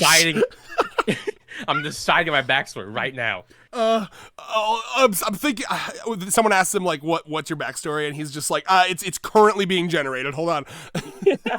Yeah, hold on. Let Nakamura come up with it next chapter, and I'll get back to you. Give him a week, So what I really I like this so much because they did such a good job in this chapter at conveying the fun and the joy of a candy store. I haven't thought about a candy store in this way in years. This is it's just the childlike innocence. I don't know. I think of candy as, and maybe this is the American in me because everything's about convenience and just slopping the food down in 3 seconds. But it's so fun. They have little spoons and they can draw shit on the fucking, I don't even know what this thing is that they're drawing shit on. And Kurumi has a stack of 50 of them that she's eating. What is this? Yeah, I remember Backtracks talking about, but I don't remember the word they used. But yeah, I mean, I think they're saying I don't know. They're called senbei, but it's a common snack. I just love that it's an activity too, right? They're eating candy, but it's fun. And by the way, don't think I fucking didn't notice Nakamura / Nozawa, whoever made this choice, that Iku is the only one with a phallic black object, okay? Don't think I didn't notice. Yeah, I did notice that. Yeah. I won't bring it up. I will. It's in my notes. Yeah. I'll let the Iku man himself bring it up. Yeah, thank you. If Rin was doing something similar, then I would bring it up. Well, I think it's pretty clear. Honestly, all my faves have really good moments here. Okay, so Iku with the Black Dongus, which we all know. Again, she's been training. She's been entering her anal phase recently. So I mean, I imagine so she's ready to get blacked. Blackened, I believe, is the term. You think of course I know about that. Oh my god. And you got Uto down the bottom. Yeah, oh no, you can't talk about Uto. That's me. I was No, this was one of my favorite Uto moments in a long time, bro. Like that, what a way to like, I think that all of these fucking wordless panels are do such a good job at conveying their personalities, man. Like this is another go ahead. We had one last chapter and it really did a good job of conveying atmosphere. Oh, and I guess if any newbie manga artist, in our audience, this is a great way to create and convey atmosphere. Just a bunch of no panel shots. It really gives the the audience a reason to like read into things and actually enjoy the art, because I've seen far too many people who just like scroll when they read, and it's like, nah, motherfucker, get in. Like, this is something that part one Chainsaw Man Fujimoto did so well. I adored his use of like just blank space or like panels. He likes to do the panels where you see their facial expressions subtly change. You remember those back in early Chainsaw Man? Where and he takes the time to, like, someone says something and you get like 3 or 4 panels of just like their head moving a little bit, or them thinking, or it slows me down when I read it. You know what I mean? Gets me in the moment. It's a real easy way to control pacing, which is it's something newbie artists and writers can struggle with. So I mean, take your lessons here, people. Yes. So Uto, it's very cute. In fact, it's so cute that I kind of want to make it like a profile picture, but without the context of everyone else blowing bum. It might blowing bum. Lol. Yeah, it might look a little. Uto might be in the same porn parody as Iku over here. Wait. No, it's very cute though. I just love how she's just like very like, I don't know. She's content. She's like, yes, I meant to do that. That's how she always recovers from these moments. I meant to do that. Like, okay, Uto, I'll let you have it. And we can't miss out on the other girls. I mean, they're all looking great. Well, I simply thought we were playing that one Mario Party minigame where we blew up the balloon fest. Yeah. So I won, actually. The rest of you are all losing. Oh my god. Yes, all the girls look great. Another one that I love how I love how Matsuri and Hasu are like actually trying. It looks like they're trying to pop the bubble, whereas like Natty and like Momiji are just enjoying it. It looks like they're just kind of, Momiji looks like she got it to like ultimate big and then is just holding it there. Yeah, and I love the double peace sign. It honestly makes it look like these were pictures that were posed for. Like, I don't, you know what I mean? Like someone's like I'm sure Momiji's like, take one. They like, I got big, now take the picture before pops, please. Momiji's so cute, dude. I'm coming around to Momiji. I mean, I've always loved her, but she's like creeping up a little bit every single time. He's a goofy little goblin. Bro, that fucking, did you see the discourse about that fan art that I fucking loved in the Discord? Oh, actually, no, I haven't. I'll send it right now. It's one of my favorite. It's the second time I've seen it in there, so it's not like new or anything. But hold on, let me, because I want to shout out the artist. It's so fucking good. Is it in the Momiji? It was, but recently it was in my family, or the family. Sorry, I gotta shout out you are my family, everyone.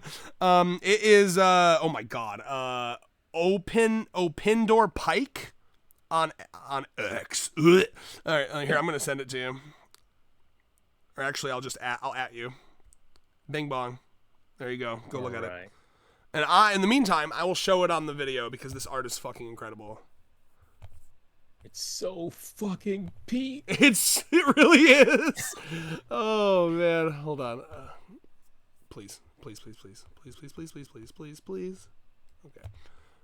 Wait, I can't actually see it, but maybe no, I think it might be. You didn't see me tag it? You can't click on it? No, I see it. I clicked on the tag. It should bring you up. Yeah. Her and Sue aura farming. Bro! They're cute farming. We need to talk about this fucking fan art, okay? And also shout outs. Go and follow this person and tell them. I want them to know that I really, really do. I want them to know that we sent you guys. I want them to be like, this channel sent us. And then like link them the timestamp to this. I need them to know. This is fucking peak. And I also, dude, the fucking description, mythical duo, is perfect. Because it looks like this person actually didn't make the art. It looks like, oh no, really? They're saying that the original artist. God damn it! Well, they found it on Reddit and they couldn't find the original Boo! artist. So, I mean, that's probably because they're being lazy. They didn't reverse image search it. Okay, well, let's do that right now. Are you doing it, or do I need to do it? Yeah, I'm doing it right now. Okay. Well, all right, never mind. Don't talk to this person. Wait till we find who. I'm sniffing out the artist. Okay, well, while he's sniffing, I want to talk about this art. Okay, dude. This is just a dynamic. First of all, winter clothing, really cool to see, right? Second of all, oh damn, looks like the post got deleted. No. The OP put a source for it in their thing, and then guys, the artist is Nanika7. No, Nanika? Maybe they just did like an up. No, okay, the account doesn't exist. The account doesn't even exist anymore. Bro, okay, they're escaping fascism. Yeah. That's why I deleted my Twitter. Maybe they're on Blue Sky, perhaps. We will, if we find anything, they're getting pinned comment. Okay, so can we? I need to discuss this fan art with you. One, winter clothing, peak, right? But two, yes, Nozawa. This is what you could be drawing if you could convince that crazy man Nakamura to progress the clock just a little bit. It's time. We're a third of the way through. Move the clock. Start the clock. All right. Yes. So stop the count and start the clock. But okay, that's number one. Number two is this is the autism duo. Okay. The autism duo. What I like about this art is the vibe it's giving is that you just like walked up on them on the street, right? Like you came up to these two and asked them for like direction. Like you're a tourist in Japan and you're like, I need directions to this and you happen to get these two. And your life is about to change. Like POV, you're about POV, you're about to change. And so Momoji, I don't know, starts fucking groping you and sexually harassing you, and then like Sue's trying to give you like the address to the building, and she's like, well, it's 1 and then 2 30th Street 30 and it's like what the fuck, 37 steps away, and this also just makes me want them to hang out more. I fucking love them. Like this is the duo. This is the dynamic. I need them to hang out more. I also mentioned in our Discord that much like how Kurumi had that moment in the tsundere chapter where she was like, "Oh, I'm the most normal out of all of these tsunderes. I need to kind of lock in and take charge of this group dynamic." I would love a Momoji babysitting Sue chapter where they're hanging out and she's like, and Momoji is like, "Oh, I think I might need to be like the leader of this group. She's far more autistic than I am." Yeah, actually, because I mean, we've seen her interact with the other gremlin-type girlfriend, that being Kusuri, but we haven't actually seen a Momiji X Sue chapter yet. That would be pretty interesting. Very. This makes me like Sue more. That's how good this fan art is. They are a mythical duo. Yeah, you're getting. I guess you are getting to see what other people see in Sue. I guess I mean, she is surprisingly over farmy when she's not being a number otaku. Well, it is truly one of those you're great until you open your mouth, Yeah, like he's a 10, but he's obsessed with the number 10. God, that's good. Speaking of that, we have again, so we want to keep going through all the girls here. We have her being like, it's an 8, and then of course we have Kusuri using them as binoculars. Also, have you played or watched anyone play the Stanley Parable? Yeah. I watched. Yeah. Oh, sorry. Good. Yeah, I watched playthroughs. I've not. Me too. That's a watch game. That's a watch game for sure. Okay. I agree. You don't need to defend yourself. I was gonna say, like, keeping in track with my tendency to only like consume media secondhand through like video essays or playthroughs or reacts. I only saw the game, but so I was less defending myself and more like actually throwing myself further under the bus. But yeah. I'm trying to find. So I bring it up because to this day, this is one of my vocal stems. There's a room in Stanley Parable with a button that just says 8 when you push it. Does this sound familiar? I think so, yeah. It just goes, and it's like the most like pronounced 8 it's literally just like 8. and then the narrator's like, who would love it? Yes, exactly. And the narrator's like, well, this isn't the rest of the game. This is just a button that says 8. And then you just keep pushing it, and he's just like shocked at the fact that you're still there. Hold on. Yeah. 8. There's several of those types of gags in the game, right? Like there's one where you go down the elevator or whatever, like the little rising platform, I think. Mm-hmm. And you just like, I think so. And there's one where you press the button to pause time, or whatever, and every time you pause it, it's crazy, man. There's so many little things. Yeah, I love it. I would love more games like that. I love games that fuck with your mind. Yeah. Okay, so we get these girlfriends in a game like that. Dude, the 100 Girlfriends video game. I still want a 100 Girlfriends fighting game. When we get all 100 of them. Oh my god, that'd be nice. I mean, yeah, the VTubers have several fighting games. You could give all these girls a moveset for sure. Yep. Anyway, I want to see Rin be like the blood demon or whatever. Woo, like the more she damages her opponent, or the more she gets damaged, the more she gets turned on by both. The blood. The more damage, period. Yeah. Like, she starts out super weak because she's still in like violin mode, and then like once like her like super triggers, and then she just becomes like Chainsaw Man. Oh my god. Yep. So we'd be remiss not to mention Kiki, because I really enjoy it. Again, like it's the wordlessness, right? You don't need the dialogue here. You're looking through all of them, and she's like, and you know what she's saying. She's like, guys, look at how many little things I got on this stick. Yeah, how normal I am. Dude, I mean, truly, like, this makes them all so likable. I mean, they're already so likable, but something about, like, we're at the point now where we've been reading this series for so long, we can just, like, look at these still images and imagine, we know the conversations that are happening. Our Dunbar numbers are getting fucked, because, like, the humans can only have close relations with about 150 people.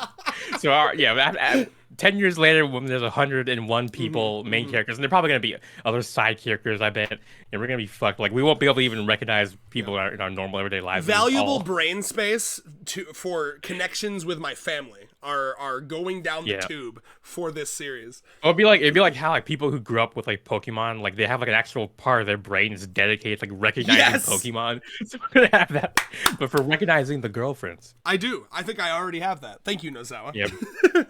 Also, it's Nemu. True, probably. Nemu's very cute in this. Nothing crazy happening, but she's just watching Nano just efficiently eat her candy. Well, it reminds me, I mean, that is what the sleepy friend does. If you've ever had like hangouts where like, something that's nice about my friend group is they're very non-demanding. Like if you're sleepy, they're like, yeah, it's chill. We can just do like, we call it parallel play, right? Where like we're hanging out, but like, we don't need to be doing something together. Like I can be on my Switch, you can be on your Switch, and just being in each other's company is nice, right? So like this is what the sleepy friend be doing. Like when we play D&D, inevitably Catherine, Andrew's wife, gets tired like 3 hours in, and she's just she migrates to the couch, and this is the face she's making while we're playing D&D. She's eating like jalapeno Cheetos, and she's just like making this face until we're like, Catherine, it's your turn. Yeah. Sorry, I was just enjoying the scenery. Yeah. I was acting like I was a viewer watching a slice of life anime. Oh, it's cute. And then, what do you make of your girl Rin partaking in the kids' beer? I mean, I guess. I mean, I honestly, I can't figure out what's going on there. Yeah, I mean, enjoying the vibe. It's a nice moment where that reminds us that not everything that any individual girl does has to be related to their gag, right? Yeah, because I fall into that. Just like Iku, she's getting her time to be a regular human being. Yeah. Rin is actually reading the back right now, and she's like, "There's nothing violent about this at all." Or actually, maybe the kids' beer is like red, like it's like red powder or whatever. Like, well, we just can't tell because the stories, the manga's in black and white. But true. And now we're gonna get to an amazing moment, the best moment, one of the best moments, I think. Yeah. Where we have Kishika, like, oh fuck, dude, the pacifier candy, holy shit. Which again, like, I love that she's ashamed of it, but she's like, she actually, it's not like something she's unaware of, right? It's not like a weird like launched Dragon Ball style where like it happens and she's like, what happened, right? She knows it happens, but she's still, she conscious. also, It's just yeah, go ahead. it's just that she's so just like it, Kimari. She's so overcome with her little special interests that she has to temporarily overtake. You know. Well, I like that at the same time she is embarrassed by it. She also yearns for it, right? Like as we saw with her and Rentaro in the beach chapter, like she wants to be able to, in a safe place, go into that mode, right? Yeah. And so like she's like, ooh, you know, I mean, it's the same way, you know, me when I see a butt plug or something, you know what I mean? Like like, you know, it's like, ooh, that'd feel pretty good right now, but I don't know if I'm ready to wear that like in public yet, you know, do one of those. Yeah. That's her right now. She doesn't want to ruin Kimari's good image of her, basically. She's like, Yes, and so like this whole, you know, yeah, she's like, I've what's the word? Portrayed myself as one of the few sane individuals here, and if I ruin that now, like, I'm the only thing holding her in the polycule. Yeah. No, I love it though. This whole conversation where she's just like, "Thank you, Kishika." There it is. Yeah, thank you, Kishika. Yeah. You know, for you have always been one of my favorite students. You're an exemplary person, and then just baboo. And like the moment where that is the moment where she's like, "Oh my god, this is a group of degenerates, and I am also a degenerate." She's I'm like, one of them. Fuck! Oh my god, what has happened to me? And in my ad, like, holy moly, Kimari is packing. Like, I mean, I know we've seen how big he is, but like God. in this school uniform, it's like about to burst out. Yeah, they're getting, there's some kind of push-up bra situation going on there. Yeah. I think. And Nozawa fucking genie wished her into a push-up bra. Yeah, like I don't know. I guess like Hahari got all the school uniforms to have built-in padding, like built-in support. As they should, yeah. Yeah. Let's see. And then we have the ramen joke, which is like, okay, she got a ramen that sounded mature or whatever. So. Yeah, well, but I do like that it's too spicy, so she like slides it to Kuzuri. I guess Parentino is ramen, like just Italian ramen. Oh, yeah, I should have googled it. I didn't actually know what it was. Yeah, because I don't think there's any Japanese word that would be. Well, I guess actually you could spell a Japanese word like that, but I mean, I'm almost certain this is the Italian dish. But and here we have the moment where the moment everyone knew was gonna come, the Chiyo Kimari synergy, where it's like, and by the way, I'd be saying the same shit, not even as like a spoil sport, but like, all right, guys, like if you want to have like a good dinner tonight, you're not gonna be able to because you guys are eating a lot of sugar right now, or also, I mean, just genuine ramen, but like, yeah, like.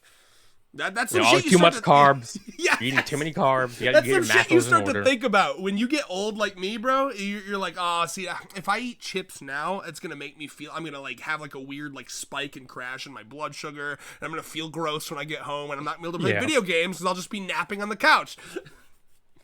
Yeah, I probably should be thinking that more too, given how tired I was. I mean, that might explain why sometimes Absolutely. I do after I eat my, like, say a pizza or whatever before streaming, I'm like, oh, I'm suddenly tired. But yeah, I mean, I think one of my Roman Empire is like food is medicine, right? Like I think more. Wait, what?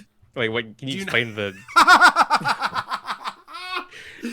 I might have heard of that. But... You don't know about that? I'm just reveling in this because it's so rare. I get to teach you something. This is nice. You have all this like practical knowledge, and I know about a lot of memes. So basically, there was a meme a while ago that posited that every man at one point in his life has a phase where they are obsessed with the Roman Empire or Roman history. I have heard of that. Yes. So okay. Oh, okay. When I say my Roman Empire, I mean a thing that I think about obsessively and a lot, and I bring up. Okay, yeah. Because at first I was thinking like, is this like a reference to like the all roads lead to Rome kind of thing? Hold on a second. My girlfriend's calling me. Mm-hmm. Go ahead and yap for a second. Okay. What do I have to yap about? I mean, I guess. I mean, I have mostly just single line reactions. I mean, I guess I can talk about how, like, I mean, Kimari's character is pretty much just the like the prime example of how the irony that like that comes from when really strict authoritarian types, they they go out of their way to try and quash any kind of perversion or degeneracy, and it always ends up creating the exact thing they were trying to avoid. It's like they always, because they always try to do it by suppressing or repressing whatever it is, like suppressing and repressing what are ultimately just really normal and common like urges and desires. Excellent. But because, thank you. Continue though. Yeah, but because it's been suppressed out of like normal everyday life, it ends up kind of festering in the unconscious and becomes the perverted degeneracy that they were trying to get rid of, and they end up just reproducing the exact same cycle they were trying to exterminate. Very self-fulfilling prophecy. I'm gonna assume Rios cooked. Yeah. Basically, I was talking about the Star Wars being about taking, like, ending up on the path of destiny that you took trying to avoid it, kind of thing. That's beautiful. I love that. Yeah. So yeah, sorry about that. My girlfriend called, and so they're all at the park right now. Remember the dinner plans that I decided not to go to film this? Yes. They're all at the park on right my now. urging. Oh yes. No, Rios, I made plans with him first. I have to honor that. But the last message in the group chat was, "Y'all, this dude has been staring at us," and then I got a call from Allie, so I wanted to make sure that nothing was happening. Yeah. So yeah, they were just wondering why it wasn't there yet, because I was gonna join them afterwards. The videos go long. That's what happens. But we're getting there. So what point was I making? I'm trying to remember. Oh, okay. So basically, at the end of this, we get a beautiful moment here, where, and I really do love this. I mean, this is it didn't get me to tears, but it was like a close to it moment where we get to see her just for the first time in her life, because again, as a kid, she didn't do it because she's like, that's rule breaking, that's degenerate, I don't need that. And then as an adult, she never did it because she's like, it's the same. We've talked about this before, right? You don't want to go to like the movie theater alone because that feels weird to you, right? Or was that you that said that? Or so I've talked to people. I mean, I don't think I've ever said that. I'm the kind of person. When I was in college, I would eat. I would go to the cafeteria and just eat like alone, like I'm at the desk and have no issue. I think I was thinking of someone else then. One of my friends thought that was. They were like, "Oh, I could never do that. I'd be too embarrassed." And it's like, no, I do that shit all the fucking time. If I want to see a movie and I don't want to be fucking distracted, yeah, absolutely. But yeah. So I get the like it's crazy to think like she's never been to a candy store in her life, and she's 27. And like this moment where we get the visage of her younger self, like oh my god, it's like genuinely so heartening. I mean, yeah, it really is just like I mean, it was. I know what I want to say, but I don't know how to say. I mean, it's a very sweet, like it's a very beautiful way of depicting something. It's very sweet, basically, like a real one of those I don't know, like Saturday morning cartoons, sort of like this very sweet moment kind of thing. I don't know. No, yeah, I agree. I'm not sure how to. I know what you're trying to say. I'm trying to think of like a better way to say it, but I can't. But yeah, no, it's like one of those episodes where they like this sort of slightly more serious episodes, whatever, where they I don't know, this really like really showcase the emotional. The lesson learned at the end of the day. Yeah, the sunbeam comes through the window. The audience goes, "Ah, yeah." Yeah. No, it's just really nice, and to me, and I think if I was to guess, this is probably the moment that Kimari deniers, like Thief of RPG. I would guess that this is the moment where he understood. He saw the vision. Because, like, to me, again, I said it from the beginning, I was like, this is a Shizuka character, right? A character who's got, like, emotional shit in her bag. She's got, like, a journey to go on, And, like, this is her journey. She's never been a child. And what's interesting is now we have a situation where we have Hahari and her have very similar traumas, but they've dealt with it in very different ways. Hahari never got to be a child because she grew up insanely rich, had a fucking like 13-year-old spur gout moment, and then her rich ass parents like enabled that.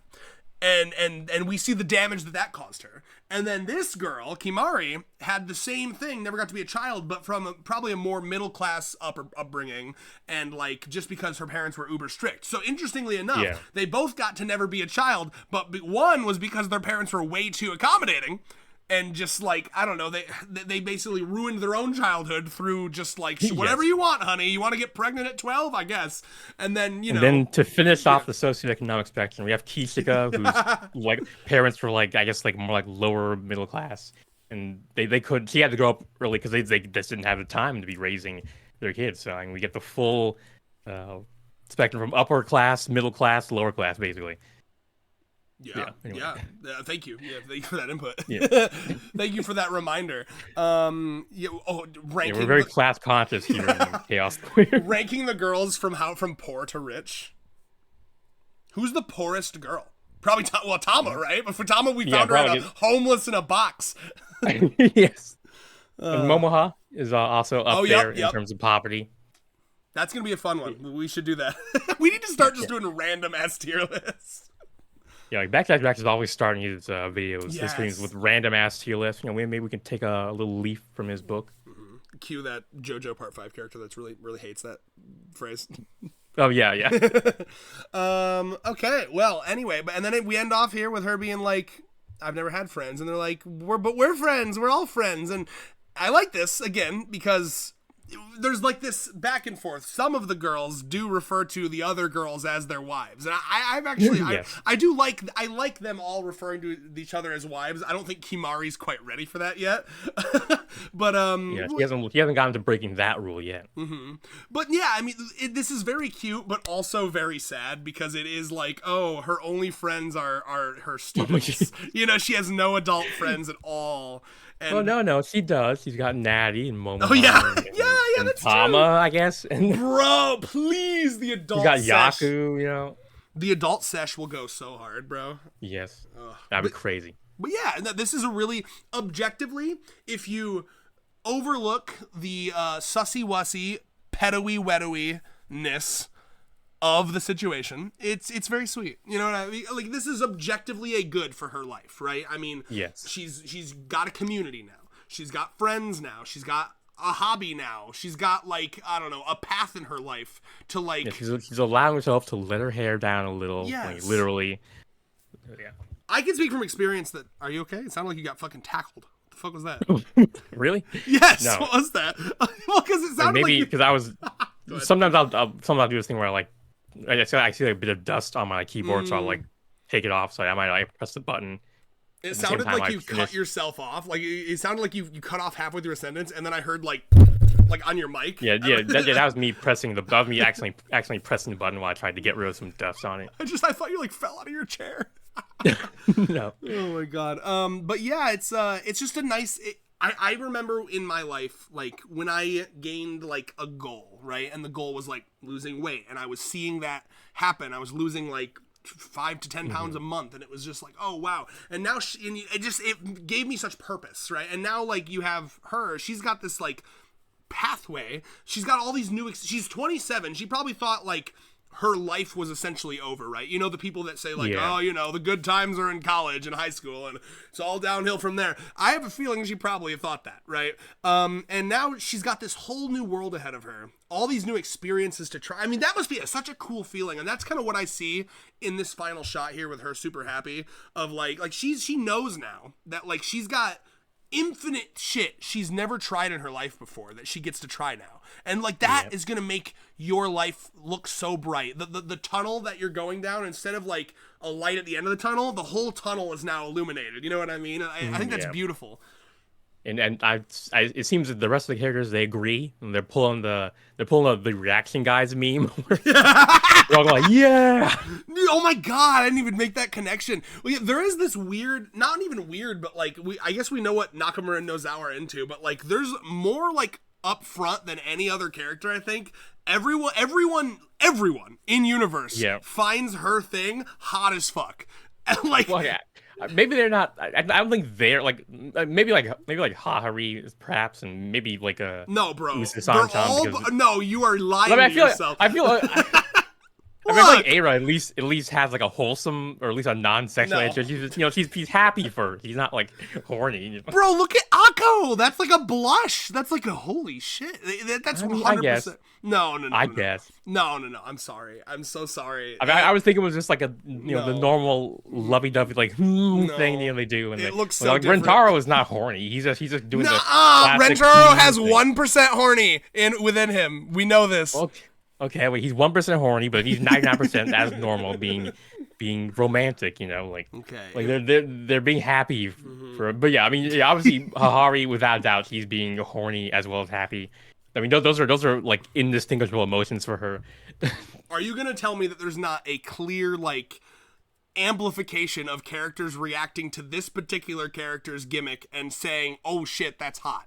Like you know what I mean? I mean, well, yeah. I mean, obviously Hikari did that too, but I feel like like it's more like they're happy for her. Like they're like we're open. They're like Aladdin with a whole new world is being opened up to you. You know, like they want to show her the world kind of shit. They're definitely happy for her, but I think that there's like oh my god, she's so cute when she's like this, kind of reaction. Yeah, I mean, yeah, like the cute reaction. Well, like, I conflate cute and horny. That's one of the reasons I am the way. Okay, Red Hanazono. like if I've always kind of conflated those emotions and oh my god, like I can get horny at the craziest shit, bro. Like if I don't know, like my friend beats me. Seeing a tree in a certain like that tree is bent and is looking kind of in some kind of way, Yeah, if I like you, chances are I'm a little horny. That's my secret, Ray. I'm always horny. Excellent. And here we are, at the very end here, and they're all like cute, right? I mean, that's what it is. They're all like, oh shit, she's so cute when she does that. Okay, yeah. I guess I see what you're saying. Maybe it's not horny for everyone, but I think the misunderstanding here is the fact that, like, to me, if you find someone cute, there's a little twinge of horny. Oh, okay. I mean, I guess you subscribe very heavily to, like, the only difference between a friend and a romantic, like, between platonic and romantic relationships is that you have sex with one of them and not the other. Yes. And, I'll leave it vague since I'm sure our readers can figure out, or our viewers can figure out which is which. Yeah. Yes.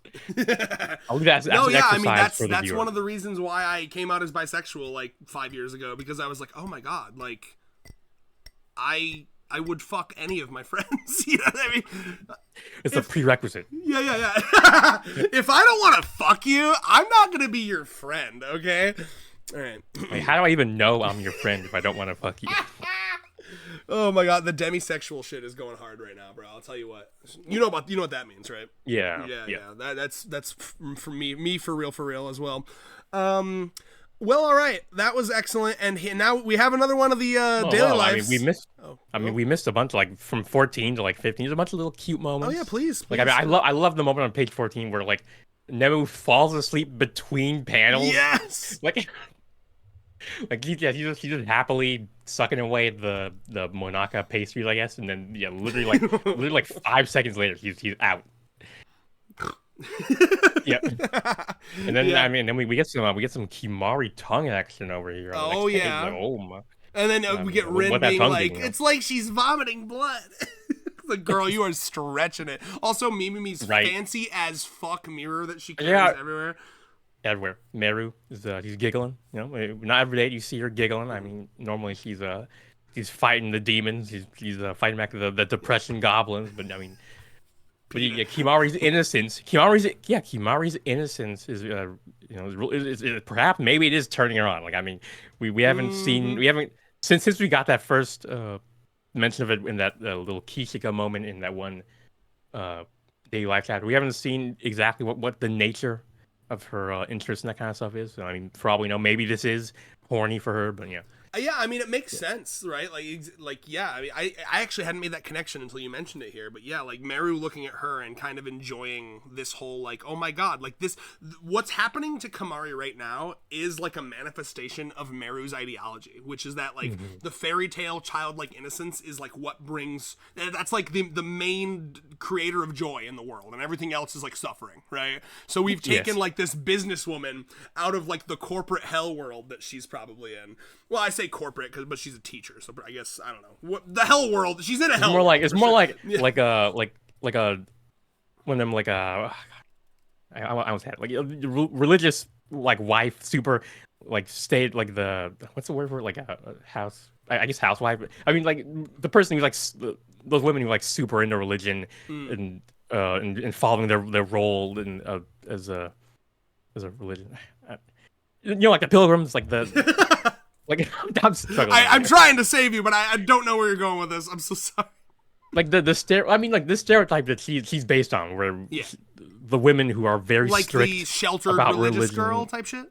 Not necessarily even sheltered. You know, like they're the type who are going to be like punishing the main character for being not like not they're being they're too free, so they're like the villain of the story who like they'll hit their hand with a ruler. Yes, kind of thing. she's got.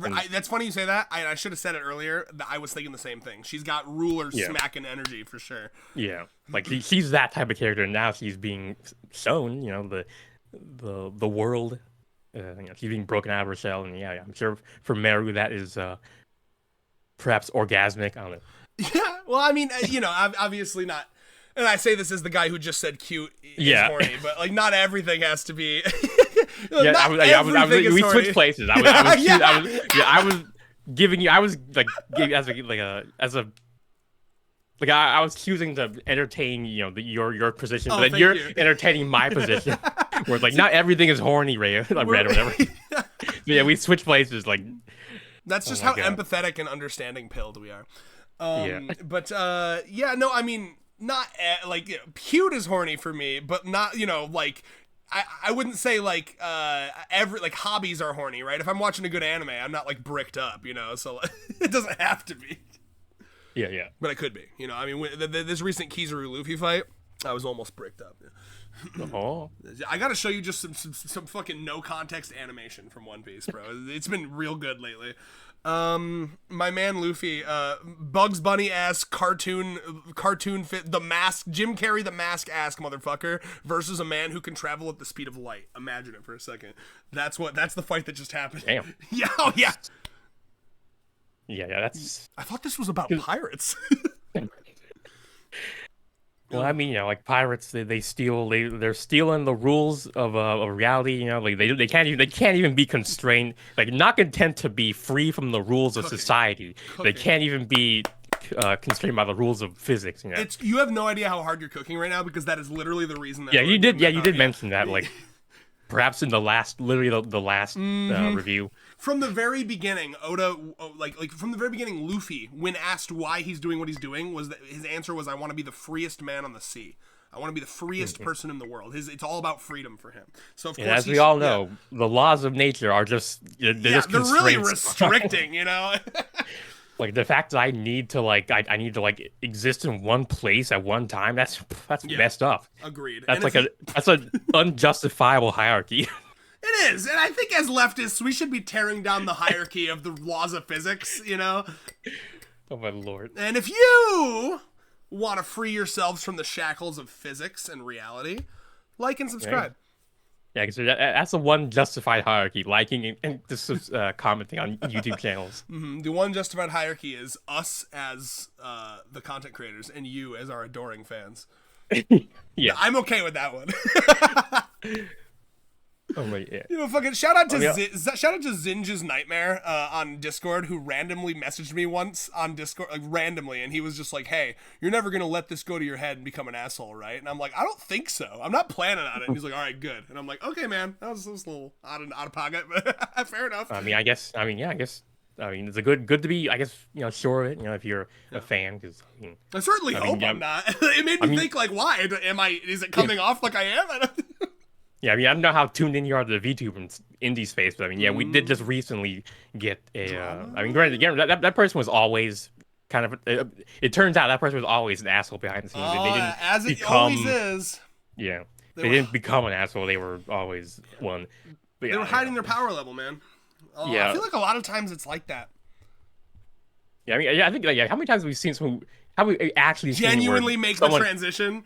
Yeah, they turned out to be they were a decent person at first, when they became an asshole. Like, I mean, because I feel like if that happens to you, all that means is that your like moral convictions were very weak, right? Yeah. Like the rules you lived life by. Presumably, you would have noticed that, presumably that would be noticeable.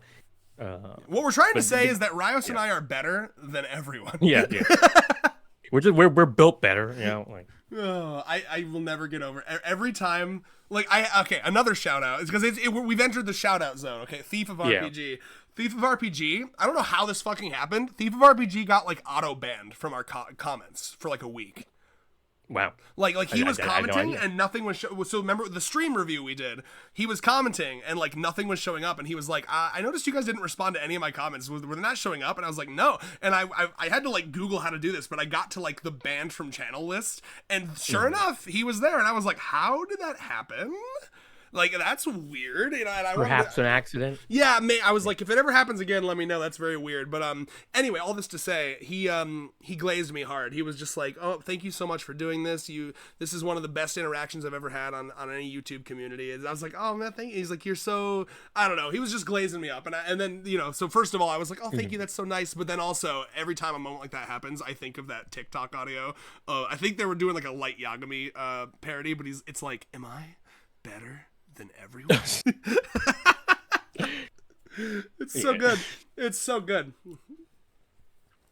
Because if you don't, I'll be real, you gotta keep it in check, obviously.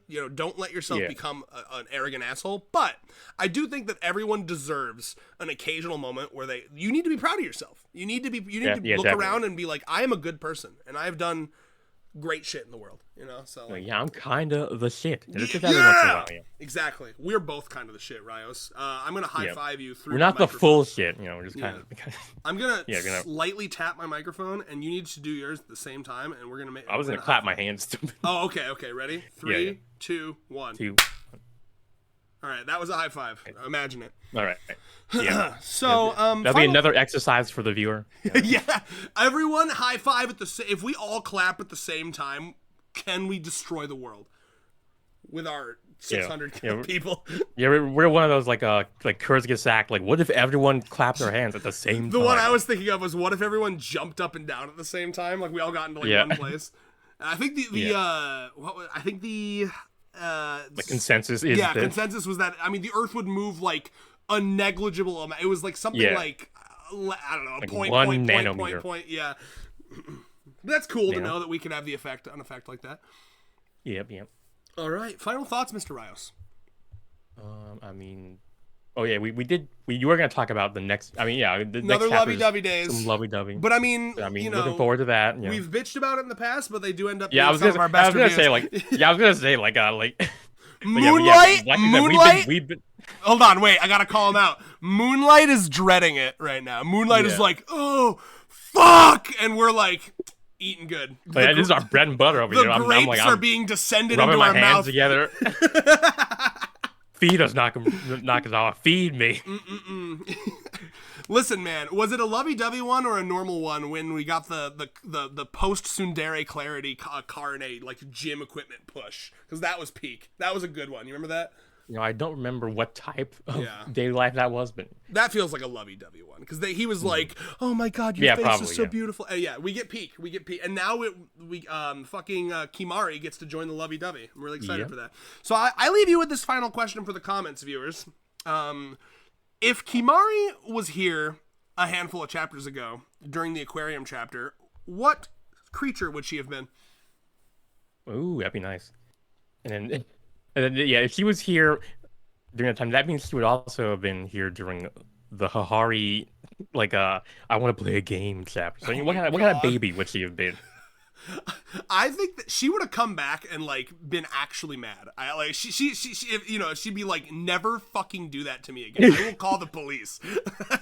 Well, that's gonna happen to her presumably eventually. They're gonna once we have the new crop of girlfriends, they're gonna become babyfied, and then she's gonna be like, what the fuck did just happen to me?